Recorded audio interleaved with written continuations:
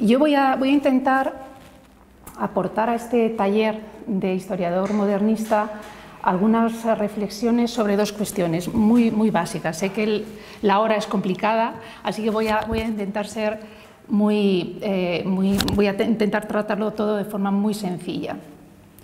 La primera es en relación a las fuentes, el reto de las fuentes. Hemos hablado ya mucho de fuentes, yo voy a intentar aportar algún ejemplo más y sobre todo cómo tenemos que leer las fuentes, esas fuentes de archivo, esas fuentes primarias, qué es lo que tenemos que interpretar de esas fuentes y sobre todo porque, como hablábamos con Nuria, con la presentación de Nuria, a mí me parece que el trabajo de archivo a veces es un poco un proceso casi como de enamoramiento. Tú llegas al archivo, te dejas envolver por este bombardeo sensorial del olor del archivo, de tocar el papel, de la tinta, pero claro, cuando vuelves a casa y te encuentras con cientos y cientos de imágenes y de documentos en los que tienes que escarbar y tienes que excavar, pues bueno, la corteza prefrontal vuelve a su actividad y piensas ¿cómo trato? ¿Qué es lo que voy a tener que sacar yo de estas fuentes?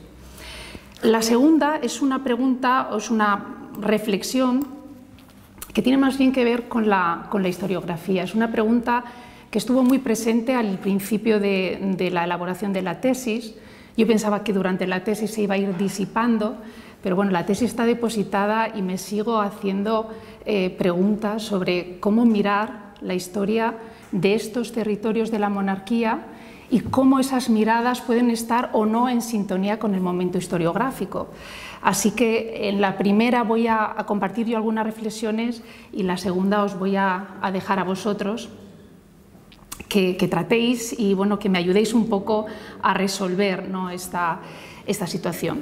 Ambas cuestiones están completamente contextualizadas en mi tesis doctoral, así que voy a dedicar unos instantes a poneros en contexto, algunos ya lo conocéis, muy rápido, de lo que es la tesis, ¿no? La tesis, esta política y diplomacia en el Estado de Milán a principios del siglo XVII, los gobiernos del duque de Feria, es una tesis que está completamente ubicada en la historia política. En realidad, luego hay un elemento diplomático que surgió precisamente del trabajo de fuentes. Cuando empecé a tratar las fuentes de archivo, empecé a ver un Milán que, además de plaza de armas de la monarquía, de puerta y llave de Italia, de antemural de esos territorios italianos de la monarquía, esa corte del gobernador era una sala por donde transitaban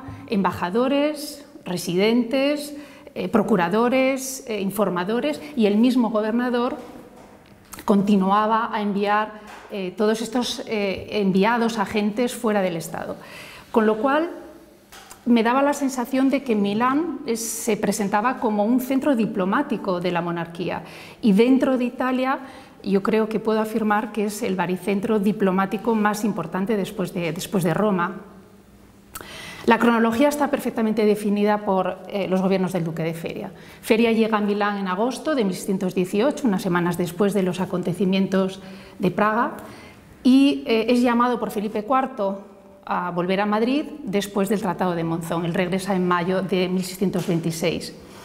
En 1631 vuelve a Milán en un segundo mandato, llega a Milán cuando se están firmando, precisamente Conchi hablaba esta mañana de los tratados de Querasco, esos tratados para ejecutar qué es lo que se ha firmado en Ratisbona, y deja Milán en 1633 para empezar la campaña de Alsacia que le ha encargado el conde duque, y pocos meses después, en enero de 1634, muere cerca de Múnich. El enfoque que he tenido o que he pretendido mantener es un enfoque de diálogo entre la praxis y la teoría, entre los textos memoriales, la correspondencia, instrucciones, relaciones y las acciones, ¿no?, y lo que está sucediendo. Pero también es un enfoque que pone en evidencia esa capilaridad entre la teoría y la práctica. No son mundos separados, sino que comparten ese enfoque que yo he intentado mantener durante la tesis doctoral. Hay otro enfoque importante, que es el que me voy a centrar hoy, que es, hemos hablado de historia local, historia particular y historia más general.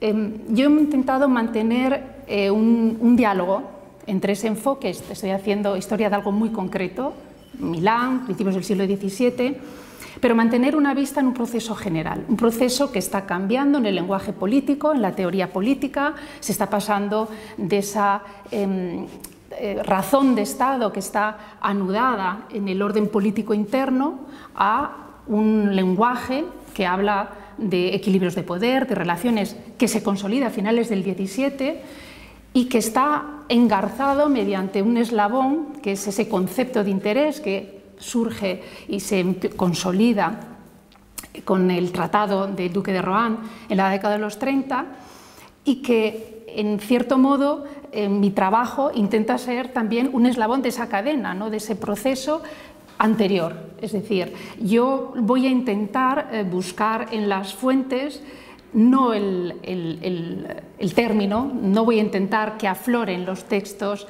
ese concepto del interés, sino buscar la semilla, es decir, buscar eso que está germinando y que va a dar lugar a un léxico y un lenguaje completamente distinto. De ahí que repita la parte del exterior, es decir, es un estudio del gobierno de Milán que mira hacia afuera, mira hacia las cosas extrínsecas, de las que hablaré luego, mira hacia la esfera exterior de la monarquía y mira hacia ese gobierno de las relaciones en Italia. Esto no lo digo yo, lo decía ya Gregorio Leti en 1666 en sus Dialoghi Politici, decía claramente: el gobernador de Milán tiene que mirar más hacia afuera que hacia adentro, y matizaba justo el contrario de lo que tiene que hacer el virrey de Nápoles. Es decir, que es una cuestión en la que me voy a enfocar. Y voy a poneros dos ejemplos de cómo en el trabajo de fuentes, quizás hablando de metodología, una de las cuestiones más complicadas es mantener la lógica del texto, es decir, no intentar ver lo que no hay, sino mantener exactamente qué es lo que hay en el texto. Y luego Paco hablaba antes de continuidad, de permanencias y cambios. Bueno, yo creo que hay que tener el ojo y entrenar el ojo a buscar el cambio. Y os pongo un primer ejemplo. Las instrucciones para el gobierno de Milán. Las instrucciones para el gobierno de Milán son unos textos fundamentales, porque se dicta exactamente qué es lo que el rey ordena a ese gobernador que tiene que hacer para gestionar esas cosas de gobierno en los territorios. Sí que es cierto que son instrucciones, son documentos que se generan generalmente a raíz del anterior, pero lo que a mí me ha interesado es entender si se produce algún cambio, sobre todo porque el Estado de Milán tiene una particularidad que le hace completamente distinto, diferente a Nápoles o Sicilia, es decir, el contexto, la coyuntura en la que está Milán, en ese norte italiano que está continuamente cambiando, vemos que las instrucciones se van a adaptar a ese contexto. Pues bien, las órdenes de Worms, que están todavía emitidas, promulgadas por Carlos V, es un texto en el que todas las ordenanzas van dirigidas a los tribunales del Estado. Cómo tiene que funcionar el Senado, cómo tiene que funcionar el magistrado extraordinario y ordinario, qué es lo que tiene que hacer el gobernador. Pero en 1571, ya con Felipe II, la instrucción a Luis de Requesens introduce como orden, porque es importante el matiz, es una orden al gobernador que mantenga la buena concordia, la correspondencia y la amistad con los potentados italianos. Licia Papini, una historiadora italiana, habla del elemento diplomático y además lo trata como una particularidad, porque Felipe II es el monarca que empieza a introducir gobernadores castellanos, con lo cual parece que en mantener esa buena concordia con los potentados italianos sería mejor continuar con una cierta tradición de gobernadores italianos. Pero el gran cambio se produce con la primera instrucción del reinado de Felipe III. La instrucción en 1600 al conde de Fuentes es una instrucción en la que no hay ninguna ordenanza que trate de la administración del Estado. Es una descripción de cuál es la situación de cada corte italiana, qué es lo que tiene que hacer el gobernador con cada corte italiana. Es una instrucción que se parece mucho a la instrucción de un embajador y es una instrucción que no tiene nada que ver con las instrucciones a los virreyes de Nápoles. Y ese panorama, esa cartografía de las relaciones en Italia, la vamos a encontrar en las instrucciones también, por ejemplo, de Feria de 1631. Y también la vamos a encontrar, yo por curiosidad he tratado las instrucciones de Fuensalida en 1686, donde igual se mantiene además una instrucción larguísima y donde se va a describir qué es lo que está pasando en cada corte y qué es lo que tiene que hacer el gobernador con cada corte, es decir, mirando siempre hacia afuera. Hay una cosa muy interesante y es que más que las instrucciones es interesante tratar con los borradores de las instrucciones. Yo os he puesto ahí una de los folios de la instrucción de 1631. ¿Por qué? Porque estas instrucciones, y repito un poco la coyuntura que tiene Milán, dictan ¿qué es lo que tiene que hacer ese ministro de la monarquía teniendo en cuenta cuáles, obviamente, las circunstancias políticas? Y en este sentido, esa frase que he puesto en color es muy clara. Hay un momento en el que dice, en relación con los potentados en Italia, te puedes hacer valer de la instrucción de 1618 y luego lo tachan. Porque claro, esta instrucción es de 1631, la situación después de la guerra de Mantua, la situación en el equilibrio italiano, se ha recobrado ese equilibrio, es decir, que Erasco ha traído de nuevo la paz en Italia, pero el equilibrio ha cambiado de forma. Yo utilizo a veces el símil de estas esculturas móviles, donde hay un equilibrio pero que se va cambiando. Pues el equilibrio italiano, al menos al principio del siglo XVII, es exactamente igual. Y es muy interesante ver esa cuestión de cómo se van adaptando al cambio. Y de nuevo, aquí esta mirada siempre al exterior y que decía Leti en 1666, ¿no? De cómo vemos que el gobernador no tiene ninguna orden prácticamente para gestionar la administración del Estado. Sí que es verdad que los tribunales de Milán están perfectamente regulados, están perfectamente funcionando y Leti dice, puedes hacer una mera superintendencia, es las palabras de Leti. Pero eso que dice Leti en 1666, yo lo había dicho de alguna manera Scipio di Castro en 1583. Scipio di Castro, que es uno de estos personajes fascinantes, que tan pronto está en Milán como está en Sicilia, está escribiendo esta instrucción al duque de Terranova como está escribiendo otra para Colonna, escribe esta instrucción. El duque de Terranova es nombrado gobernador en 1583. Esta instrucción circula de forma manuscrita hasta que aparece dentro del Tesoro Político ya desde la primera edición de 1589. Esta recopilación de textos diplomáticos y políticos, bueno, pues la instrucción de Scipio di Castro está recopilada ya desde 1589 en esta primera edición del Tesoro Político.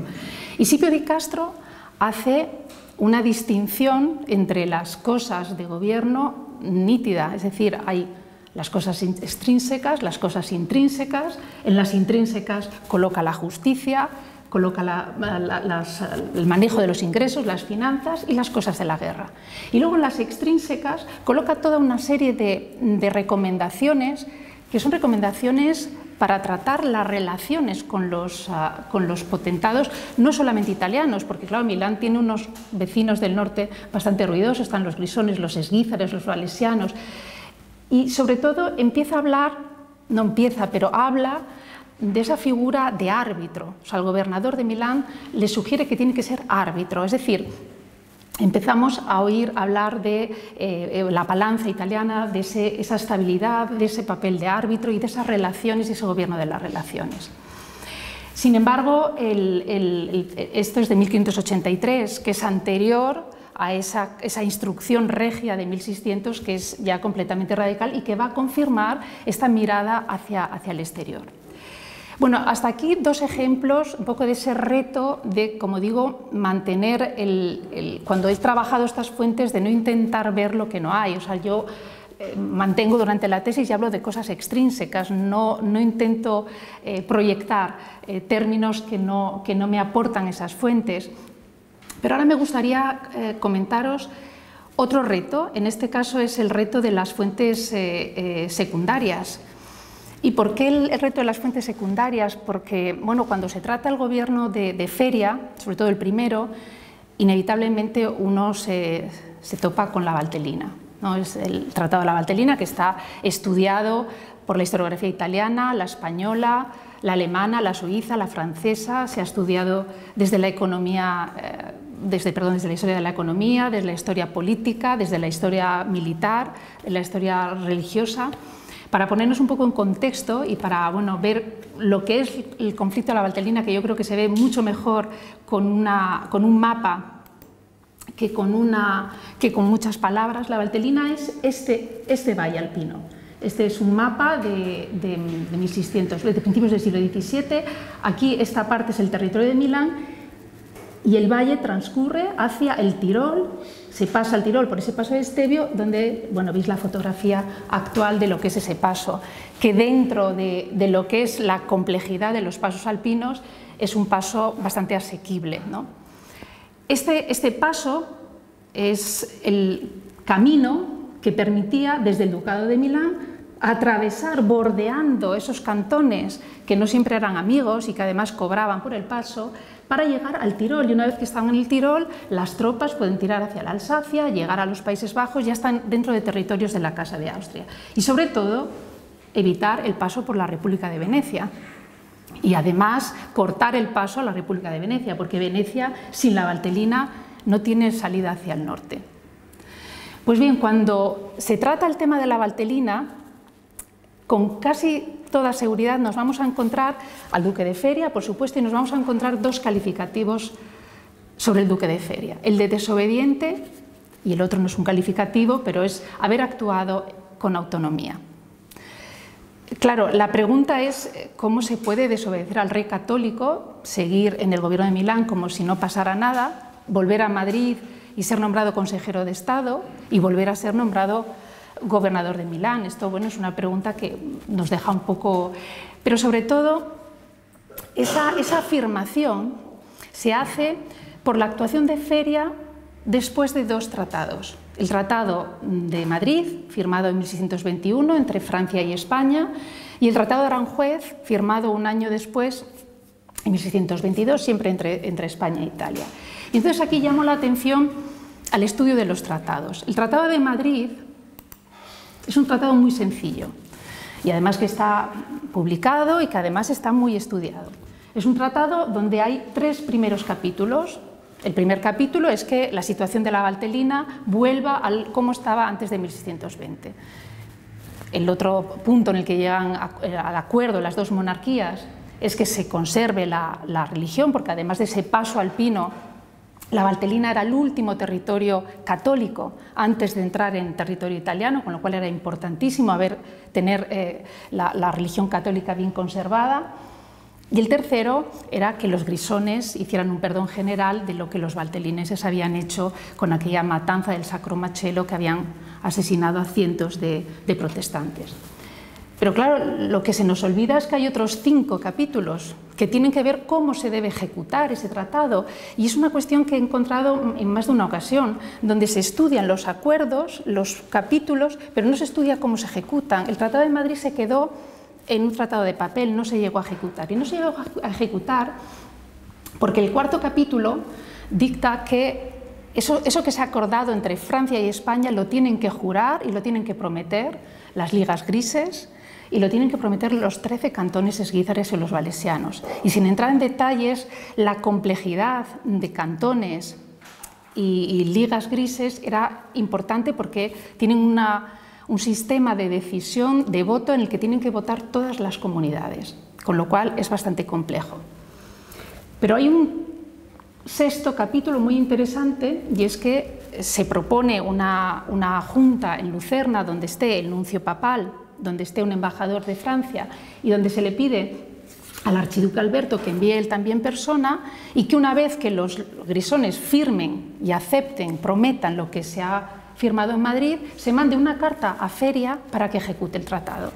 Bueno, esa carta nunca llega a enviarse, porque en Lucerna se empiezan a liar con la precedencia, se empiezan a liar con muchas cuestiones que son más bien intencionadas. De hecho, Malvezzi escribía que el Tratado de Madrid bien parecía que Francia no sabía hacerlo ejecutar y que España no tenía ningún interés en ejecutarlo. Pero lo que está claro es que a Feria no le llega la instrucción para la carta, la orden para ejecutarlo. Y lo mismo se podría hablar del Tratado de Aranjuez de 1622, que es el tratado en el que se acuerda entre Francia y España que se pongan las fortalezas de la Valtelina en manos de una tercera persona. Y esa tercera entidad, más que persona, es Roma. Feria obviamente se opone y además se opone de una forma muy activa, con una correspondencia con Felipe IV contundente. Él ve que es una gran pérdida para la reputación de la monarquía y que además poner esos fuertes en manos de Roma es como ponerlos en manos de los franceses, como así va a ocurrir, porque en 1624 Coubers entra en la Valtelina y con toda la facilidad del mundo se queda con esos fuertes. Pero lo que es interesante es que esa réplica que tiene Feria y que a veces, de nuevo, se califica con la palabra desobediencia, y bueno, habría que mirar y habría que recurrir a textos contemporáneos. Yo en mi caso he recurrido a un texto que no tengo ninguna evidencia de que Feria lo haya leído, pero es un texto que solicitó su padre para el buen gobernador cristiano, es el gobernador cristiano de Juan Márquez, y es un texto dedicado a él, con lo cual, hombre, yo creo que alguna familiaridad con el texto tendría. Y Juan Márquez dedica un capítulo a hablar precisamente de la obediencia y la desobediencia, y si un gobernador cristiano puede replicar al rey, no tanto, y él decía, no con tanta frecuencia no se encuentra lo útil y lo honesto, ¿no? Que tienes que elegir. Con mucha más frecuencia lo que el gobernador cristiano tiene que hacer es elegir entre lo útil y lo menos útil. Y él escribe que el gobernador tiene que hacer ver al rey que le está pidiendo algo que va en contra del bien común, tiene que hacérselo ver y tiene que intentar dar todas las razones para que eso no se llegue a cabo. Pero llegado el momento en el que el rey le exige que lo haga, lo haga. Y eso exactamente fue lo que hizo Feria. La correspondencia, hay una correspondencia intensa con Felipe IV, pero llega un momento en el que empieza a entregar esos fuertes de la Valtelina a Roma. En fin, es el reto, ¿no? Como digo, no siempre en las fuentes primarias, hay veces que hay, sobre todo temas que están muy estudiados, el reto de las fuentes secundarias, es decir, de qué ha construido el historiador respecto a algunos puntos. No, en mi tesis no hay una intención ni una vocación biográfica sobre Feria, ni tengo intención de redimirle de sus pecados, pero sí que es cierto que en el retrato político que he intentado construir de él, pues he intentado y he tenido que hacer el esfuerzo de alejarme de esa imagen pues muy consolidada en los textos y en las fuentes secundarias. Bueno, ya para ir acabando y para pasaros la pelota a vosotros, ¿no? Es el tema de nuevas perspectivas. Y voy a hacer un brevísimo comentario, un poco de historiografía italiana sobre Milán. El Milán español, o sea, de 1535 a 1706, ha sido estudiado por la historiografía italiana hasta prácticamente los años 70-80 del siglo pasado, en torno a un paradigma, el paradigma de la decadencia y también de la corrupción. Y ese paradigma de la decadencia proviene no de una fuente histórica, sino de una novela histórica. I Promessi Sposi, que escribe Alessandro Manzoni, la forma definitiva la publica en 1840, es una prosa brillante y que dibuja, expresa y cuenta muy bien cuál es el Milán precisamente entre los dos gobiernos del duque de Feria. Entre él es el gobernador Gonzalo de Córdoba. Milán está arrasada por la guerra de Mantua y está arrasada por la peste por una epidemia fortísima de peste bubónica que ha arrasado la agricultura de la Lombardía, ha paralizado por completo las artesanías milanesas, ha producido un desastre en la población, y esa es la fotografía que Alessandro Manzoni describe brillantemente en su obra. Y Promessi Sposi es una obra que hoy en día es obligatoria en las escuelas italianas. De manera que si le preguntáis a casi cualquier italiano qué idea tiene de la historia del Milán español, el Milán español que os va a contar es el de Alessandro Manzoni. Pero bueno, dejando esto atrás, ya está superado, y en los años 70-80 historiadores pues, de la categoría de Domenico Sella, que empiezan a descubrir una historia completamente distinta, Cesare Mozzarelli, ¿no? Que abre, por supuesto, una forma de contar la historia, y sobre todo, anteriores a ellos, Federico Chabot, que es el primero que empieza a contar y a aseverar que la historia de Milán no se puede contar con las fuentes locales. Chabot se viene en 1928, se viene a Simancas, pasa meses en Simancas y vuelve pues, con la confirmación de que efectivamente Milán forma parte de una entidad política compleja y compuesta, ¿no? que llamamos Monarquía de España, y es uno de los primeros que abre ese cambio historiográfico. Pues bien, durante la tesis ha habido algunas reflexiones, como os decía, ¿no? de cómo contamos, ¿no? cuál es el momento, cuál es la mirada historiográfica con la que tenemos que mirar un territorio como Milán. Yo he tenido alguna tentación pues, de entrar en esa circulación de saberes, conocimientos entre los territorios de la monarquía. Por supuesto, el cronómetro de la tesis doctoral te hace volver a tu objetivo, pero puede ser una posibilidad, es decir, ¿qué tenemos que mirar? ¿Cómo tenemos que mirar estos territorios? Hay seguramente muchos vacíos, ¿no? Falta una historia del periodo español, es decir, de esa galería de gobernadores. Milán, en el Palacio, tenía la primera galería de gobernadores, de retratos de gobernadores en Italia, es la de Milán. Sería seguramente interesante reconstruir esa galería de todos los gobernadores de Milán. Puede ser también interesante la historia comparada, como decía antes, con territorios como Nápoles y Sicilia, sobre todo porque ayer hablábamos precisamente con Gaetano.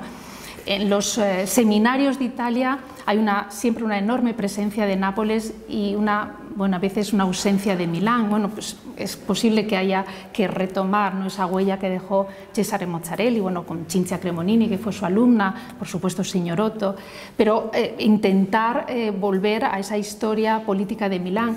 Pero bueno, la pregunta, ya sobre todo para dejaros a vosotros la aportación, es ¿cuál es la mirada historiográfica, ¿no? con la que debemos mirar estos territorios? Y yo ya pues no tengo muchas cosas que decir, os dejo a vosotros y os doy pues de nuevo las gracias. Adolfo, ahora que estabas, antes he dado las gracias a Luis, gracias a ti también.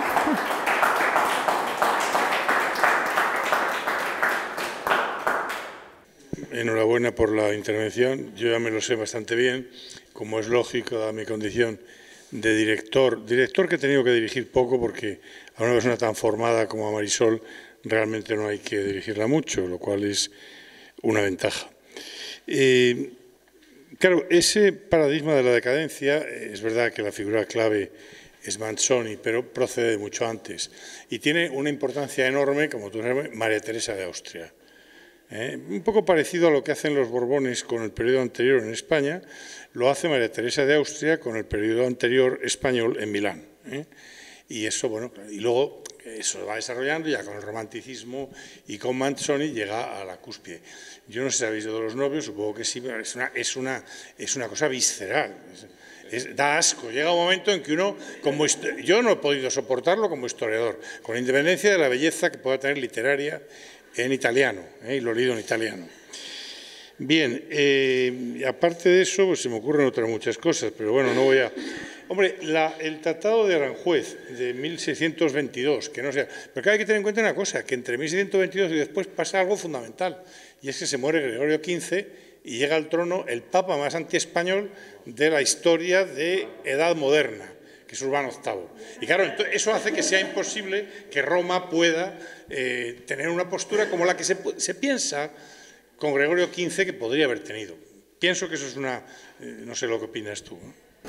Sí, bueno, ahí Gregorio XV intenta mantener un poco ese diálogo entre las dos monarquías. Después de Gregorio XV eso cambia radicalmente y Feria en la correspondencia no ahorra ningún calificativo para el Papa. Y de hecho, en la instrucción de 1631, yo os he hecho ver ese folio, pero en el resto hay uno que es muy interesante y habla precisamente del Papa.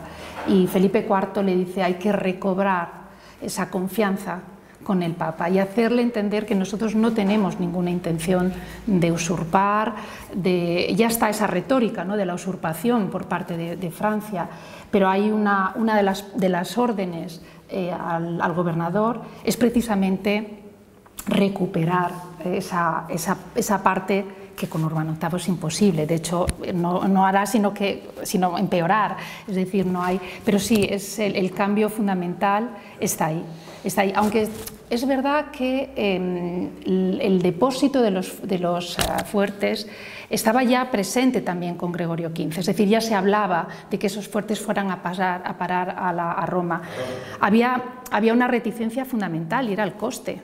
De hecho, la negociación luego es que el coste lo siga costeando la monarquía de España. Es decir, mandamos el ejército del Papa, pero quien lo paga es España, ¿no? Pero sí, el cambio en Roma es fundamental y es fundamental sobre todo de 1622 a 1626, lo que ocurre, esa entrada de Francia de forma tan fácil, ¿no?, en Italia y luego, por supuesto, de ahí en adelante. ¿Sí? Sí, yo solo quería apuntar, un poco volviendo al hilo de lo que apuntaba Luis a propósito del desarrollo de ese antiespañolismo en Italia. Claro, evidentemente, y lo apuntabas bien, es algo anterior a la obra de Manzoni, pero en cualquier caso, volviendo a la idea de I Promessi Sposi, ¿no?, yo creo que en muchas ocasiones los historiadores también tenemos que ser conscientes de cómo los imaginarios construidos a partir de la literatura tienen unas inercias poderosísimas y que esto es muy difícil de combatirlo y sobre todo de que cale en la sociedad en general, ¿no? Una sociedad, en este caso la italiana, que yo creo que recuerda, cualquier persona en Italia, ¿no?, recuerda lo de quel ramo del lago di Como che foglia a mezzogiorno, o sea, es algo que todo el mundo conoce, ese comienzo. Entonces, claro,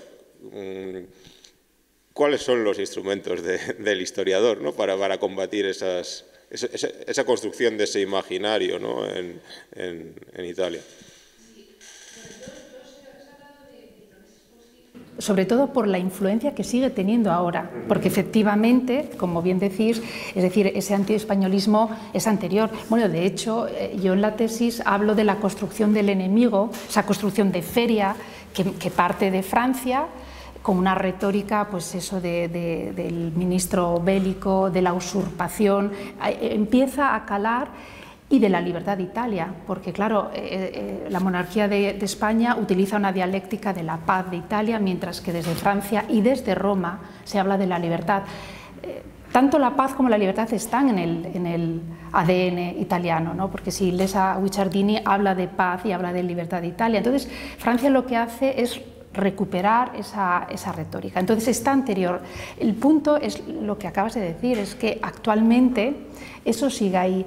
Y de hecho, yo creo que la elaboración de esta tesis, además de Luis, tuvo mucho que ver cuando yo llegué a Milán en el 2002, hubo una exposición organizada por Cesare Mozzarelli que hablaba de el esplendor de la Lombardía española. Y a mí me llamó mucho la atención, porque claro, yo hablaba con todos los italianos y los españoles habíamos sido corruptos, o como escribe Mozzarelli, los gobernadores eran todos unos soldatacci ignoranti, ¿no?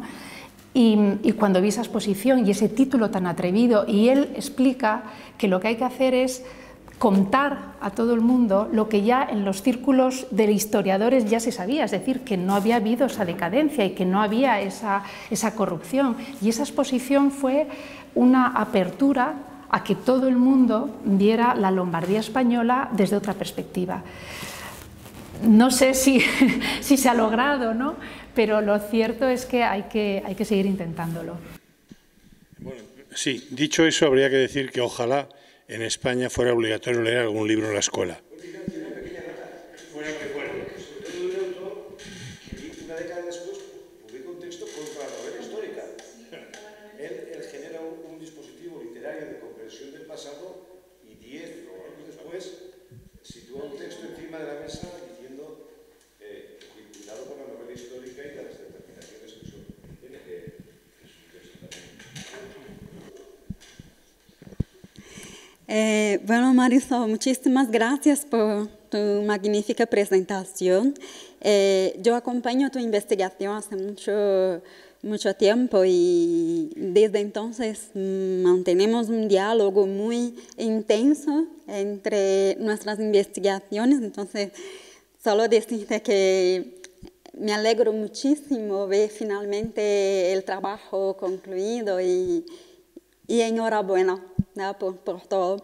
Y mi cuestión tiene un poco que ver con lo que comentaste al principio. Milán, centro diplomático y observatorio del proceso de cambio que opera en el lenguaje y en la teoría política. Hay mucha fuerza aquí, hay mucha... Sí. Entonces, estoy pensando un poco, porque me parece muy interesante que en ese contexto hay un ímpetu. En la década de 1620, una especie de renovación de los tratados de teoría política que intentan de alguna manera dar respuesta a esta cuestión de las necesidades políticas, ¿no? del Estado, de hacer frente a esas necesidades y hasta qué punto se puede hacer frente a esas necesidades teniendo en cuenta todo un contexto moral católico. Entonces, hablamos de Juan Márquez, que es un autor que estamos siempre trabajando juntos. Comento también la política de Dios de Quevedo, porque sabemos en los paratextos que intentan también responder a Juan Márquez en sentido de simplificar el lenguaje de manera a tener una recepción, ¿no? más amplia. Entonces, mi cuestión es justamente si cuando hablas de las instrucciones de los gobernadores, en uno de creo que es el primer capítulo, ¿no? de la tesis, comenta sobre cómo la instrucción al duque de Feria presenta un cambio muy importante en el lenguaje, comparando con los anteriores. Entonces, mi cuestión tendría que ver un poco si, por ejemplo, esta instrucción a partir de la década de 20 y luego las futuras, están en sintonía, en consonancia con este nuevo ímpetu de los tratados políticos, un intento de dar respuesta a estas cuestiones que estamos trabajando. Pues muchas gracias, Marcela. La verdad es que aprovecho para darte las gracias a ti porque me has ayudado siempre mucho a manejarme con la teoría política, ¿no? Para entender un poco qué es lo que está pasando y entender los conceptos y entender esta tratadística. A ver, las instrucciones para los gobernadores son textos de política práctica. Entonces, no hay una aspiración teórica o de conectar con nada de doctrina, es decir, suelen ir muy al grano, por así decirlo. En las instrucciones de Feria, en general las instrucciones lo que son una fotografía del realismo político. Entonces, es difícil encontrar una conexión, excepto en estos cambios. Es decir, cuando yo observo que a principios del siglo XX, y vengo de leer cosas de razón de Estado y de anudado en el ordenamiento interno de los Estados, y empiezo a ver que las instrucciones de Milán se está mirando hacia el exterior, y empiezo a conectar pues esa idea del interés de los Estados y el exterior. Es decir, empiezo a pensar que Milán puede ser un buen observatorio, no el único, por supuesto, pero puede ser observatorio de ese cambio, pero en las instrucciones no hay nada tan tangible. De hecho, decía al principio que uno de los retos es mantener la lógica del texto, es decir, no ver lo que no hay, no hacer aflorar términos que no hay en el texto, sino excavar y ver esos vestigios y ese fermento que tú crees que tiene que estar porque no aflora de la noche a la mañana, pero en las instrucciones esa conexión tan directa y tan explícita no las hay, por lo menos en las que yo he estudiado.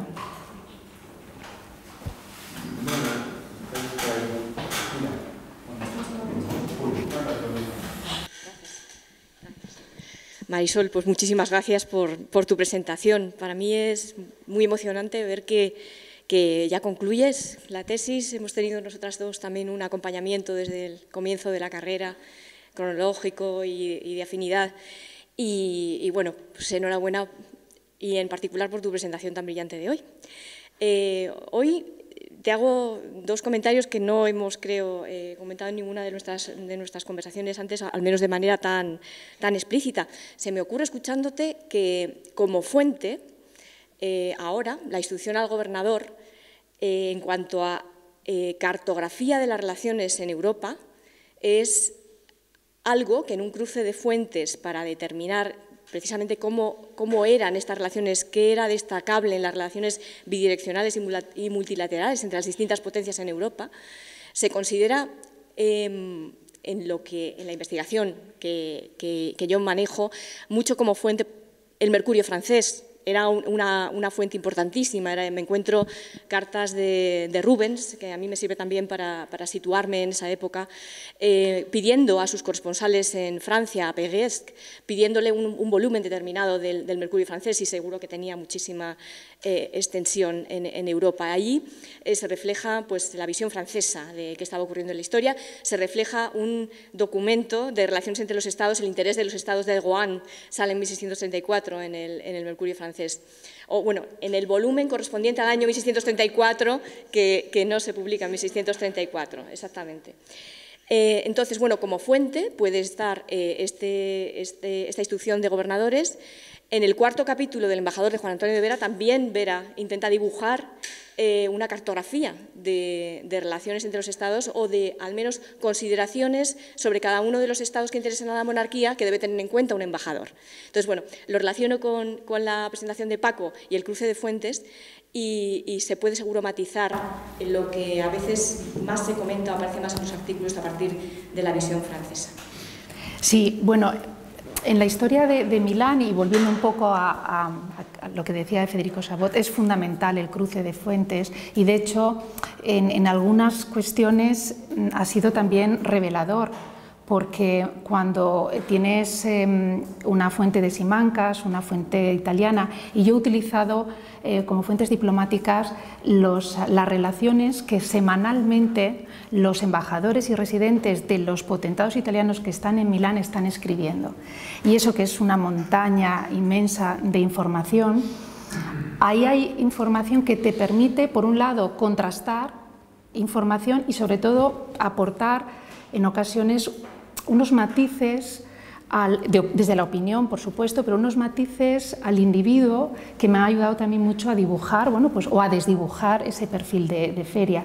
Yo trato el Mercurio francés, y me acuerdo al principio, leyendo El embajador, que también he mencionado y he tratado durante la tesis, es fundamental el cruce, sobre todo desde Francia, qué es lo que se está escribiendo, porque Francia podría ser otro punto de observación muy válido, como lo puede ser también Viena, o puede ser Venecia o Saboya. El problema de Italia o el problema de Milán es la cantidad de fuentes y la dificultad, claro, que tienen estas fuentes diplomáticas, como hablábamos antes esta mañana con Nuria, que te encuentras con montañas de... Pero bueno, el mercurio francés es fundamental y Vera, me acuerdo al principio cuando lo leí, que empezaste a leerlo tú, me acuerdo perfectamente de esta cartografía, que es lo que hacen las instrucciones, es una auténtica cartografía de realismo político italiano de cada momento. Muchas gracias. Yo quería hacer más que una pregunta, una cuestión, un comentario, una laudatio. Y empezar, cuando has hablado de cuando empezabais vuestros estudios juntas, yo quiero señalar que la vez que empezabais vuestros estudios juntas fue en la Escuela de Telecomunicaciones de la Universidad Politécnica de Madrid. ¿Quién os hubiera dicho entonces a las dos que ibais a terminar estudiando y haciendo sendas tesis doctorales sobre dos personajes tan relativamente cercanos como Vera y como el Duque de Feria? También agradeceros a las dos, hago ahora una introducción conjunta, durante todos estos años de acompañarnos en tantas reuniones científicas y de amigos, y donde habéis aportado, y ahora utilizar esos conceptos que utiliza Adolfo, a la vez la epístome y la técnica que caracteriza a los ingenieros y que da esa mirada tan característica que dais a vuestros trabajos, que son de agradecer. Y bueno, y específicamente a Marisol, muchas gracias, magnífica y elegantísima presentación, que va muy, además, es muy adecuada al sentido metodológico que tiene este seminario. Preguntas, has empezado y has terminado por la misma pregunta sobre cómo mirar. Pero al principio también te has contestado a ti misma, que es entrenar el ojo para detectar el cambio. Sí me parece lo importante. Lo has hecho sobre todo en la tesis doctoral, que bueno, he tenido la oportunidad de leer, por la que también te felicito. Y yo creo que expresas muy bien, que detectas muy bien ese cambio, sobre todo cómo ha cambiado ese equilibrio en Italia entre la primer gobierno del Duque de Feria y el segundo gobierno del Duque de Feria. Explicas muy bien cómo ha cambiado, informas cómo es esa situación y sobre todo especifica muy bien la tesis, o sea, a entender que todos los equilibrios en política, sobre todo en la política de las cosas extrínsecas, necesariamente tienen que ser equilibrios dinámicos. Yo creo que eso es una cuestión que entendía bastante bien Feria. Sí. Solo has sabido transmitir con la tesis. Y nada más, ninguna pregunta, simplemente enhorabuena y muchas gracias. Muchas gracias, Julio. Bueno, yo, ¿qué voy a decir? Muchas gracias a vosotros por acompañarme, por ayudarme, por muchas cosas. El tema del cambio, ¿no? Y del equilibrio, la lección de Feria no fue casual. No fue casual porque a mí me interesaba mucho mirar ese periodo antes de 1635, donde cambia radicalmente la guerra con Francia y cambia, y me interesaba antes de 1618 para ver también cómo había influido la guerra en Europa. Entre 1618 y 1635, esta Feria, esta Spínola, pero muy pocos meses, porque muere al poco tiempo de llegar a Milán y además está todo el tiempo en Casal intentando acabar con el presidio de Casal, y está Gonzalo de Córdoba. Pero Gonzalo de Córdoba es el gobernador de Promessi Sposi, me parecía muy fuerte entrar haciendo una tesis en Milán sobre el Gonzalo de Córdoba, entonces dije, bueno, yo creo que es mejor evitarlo y hablar del contexto en este caso, ¿no? El antes y el después, para que nadie me pueda, digamos, echar o quitar la residencia. Pero sí, es fundamental el ver sobre todo ese cambio, ¿no? Y ese cambio que se ve muy bien, y se ve muy bien de verdad en la instrucción. El borrador de 1631, yo creo que solamente con los tachones ves cómo ha cambiado, porque va hablando de Toscana. Claro, Toscana ha estado siempre cerca, pero de repente en Génova. Génova es increíble porque además en 1625 hay una victoria, ¿no? Que se libera a Génova de Saboya y de los franceses, pero es precisamente a partir de 1625 cuando Génova se empieza a separar y cuando Génova se empieza a acercar a Francia. Entonces, La fotografía que se encuentra en Feria 1131 no tiene nada que ver con 1106. Ese juego de relaciones sería para dedicarle seguramente mucha más atención e ir viendo pues, con Saboya, que lo que pasa es que Saboya, como en cada momento está cambiando, ese sí que es un continuo cambio dinámico, ¿no? Y equilibrio dinámico, pero están cambiando todos, está cambiando Mantua. Yo he elegido como residentes, cuando hablaba de las fuentes diplomáticas, yo he elegido Florencia porque me parecía que era quizás el más estable y el más equidistante. Porque, claro, si coges Saboya es una locura, si tomas el embajador de Mantua con Fernando I Gonzaga también está bastante poco equilibrado y sobre todo está la guerra de Mantua en medio. Las dinámicas de los Gonzaga. Exacto. Es increíble porque ahí sí que se está cambiando continuamente, pero sí es muy interesante ese equilibrio del que además en la historiografía italiana se habla muchísimo y que es un equilibrio dinámico, completamente dinámico. Sí, estamos ya tiempo fuera, pero bueno, primero, magnífico, me ha encantado como lo has planteado. Sí.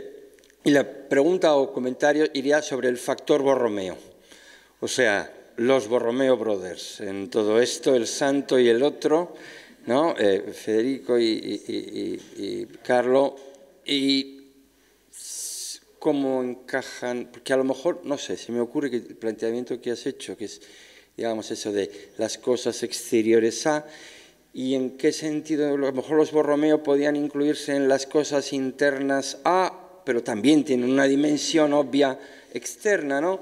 En fin, porque eso es el mundo Borromeo. Bueno, el mundo Borromeo lo esquivado. Muy bien, muy inteligente. Otra de estas prudencias del aprendiz de historiador y consideré casi enseguida que había que esquivarlo, porque Federico Borromeo es una figura fascinante y además tiene mucha relación con Feria, hay muchísima correspondencia en la Biblioteca Ambrosiana de Milán de la correspondencia con Feria. Pero claro, ahí nos metemos en otra tesis, yo creo que eso es otra tesis. Con la Valtellina, o sea, Carlo Borromeo ya escribe, porque además la Valtellina tiene una cuestión desde el punto de vista eclesiástico muy interesante, porque pertenece a una diócesis de Milán. Con lo cual, ahí entra el poder, ese continuo conflicto de jurisdicciones entre la Iglesia y la autoridad civil. Está desde Carlo Borromeo, se mantiene con Federico. Bueno, Federico a principios del 17 hay una carta en la que al Papa le dice o me quitas al gobernador delante o voy yo mismo a Roma. Es decir, hay realmente una tensión y es continuo. Yo he estudiado los agentes de la monarquía en Roma y el problema de las controversias jurisdiccionales es continuo, pero eso hay otro obstáculo, otro reto para mí, y es que hay muchas cosas en latín. Y entonces ahí volvemos con este conocimiento de las lenguas que bueno, puede ser una limitación, pero fundamentalmente porque creo que es un estudio que no está hecho, que debería hacerse porque es apasionante. Mozzarelli tiene un artículo muy interesante que es Milano seconda Roma y es muy interesante ese barrido que hace de la relación con Federico Borromeo. Pero yo creo que eso es otra tesis. Yo lo explico que ahí no me voy a meter porque efectivamente son cosas extrínsecas e intrínsecas y además pues, a la puerta de casa, porque la relación está continua, pero sí es muy interesante y está sin hacer. Esto podría ser otra perspectiva.